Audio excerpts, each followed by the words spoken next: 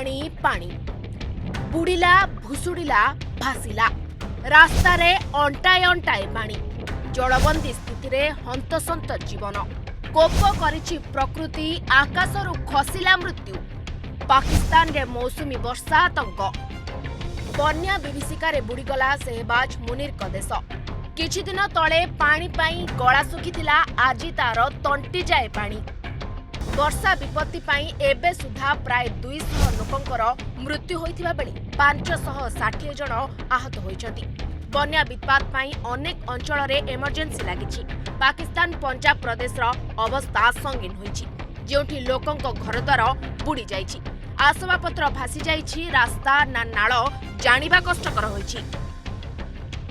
पाकिस्तान रे ध्वंसलीला रचिछि प्रकृति नदी रे परिणत होइछि पाकिस्तान रो अनेक शहर बन्या रे घर रास्ता सबु ध्वंस मौसुमी माड़े पाकिस्तान रे हाहाकार स्थिति सृष्टि होइछि। जून 26 रु होइथिबा वर्षा पूरा पाकिस्तान को दोहलाई देछि आउ प्रकृति कोप आगरे असहाय मुनीर और सेहबाज।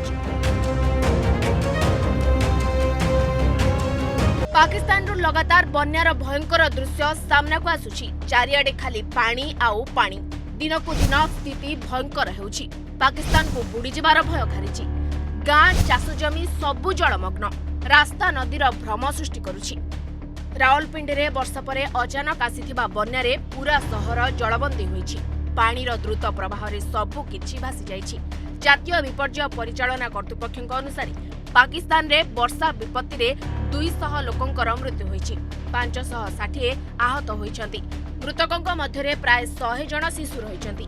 पाकिस्तान रो पंजाब रे प्रबल वर्षा एवं भूस्खलन जोगु भित्तिभूमि नष्ट होइछि 450 मिलीमीटर अधिक वर्षा परे चकवाल रे अति कम रे 32 रास्ता धोई जाइछि भित्तिभूमि क्षति सह जोगाजोग विच्छिन्न रहिछि बिजुली पानी परी मौलिक सुविधा ठप होइछि 40 बिलियन अर्थात 34,47,516 कोटी आर्थिक क्षति होइछि।